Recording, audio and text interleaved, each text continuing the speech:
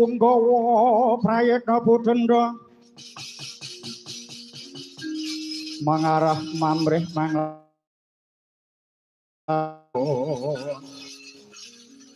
ya krura kututan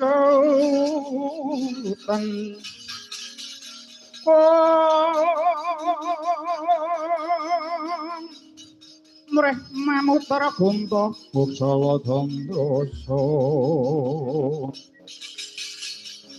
Muksala Candra Hasa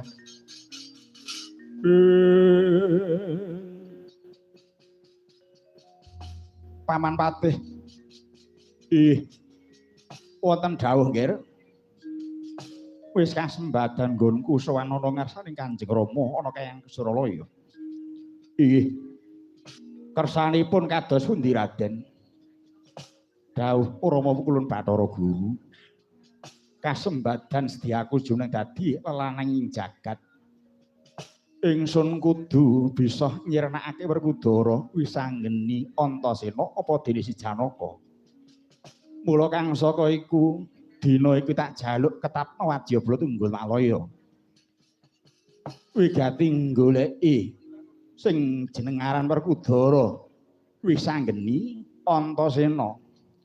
yen wis ketemu enggal Sirana saka Ngarcawada sebab dheweke kang bakal dadi sandungane Dewa Srani kang kepengin dadi lanaing jagat paman inggih Nur inggih Raden kula namung nderek menapa ingkang dados dawuhipun Raden menawi mekaten kula namung nderek kemawon mula kang saka iku tumenggung Toyagrana enggal budhalna Wadyabala Tunggul Malaya dina iki ya inggih keprawadha pasilan sinuwun sumrekang pala tumaris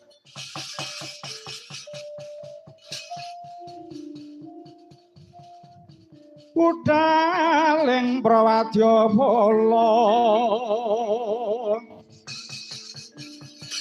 warna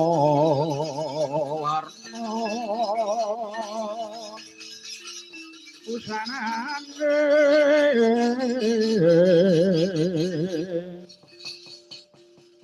saking kang Prawadya Prabu Sananira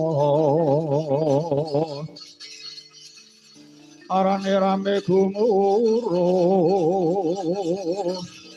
Dinda mbak ing samudra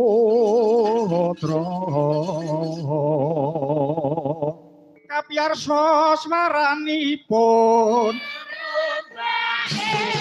samudra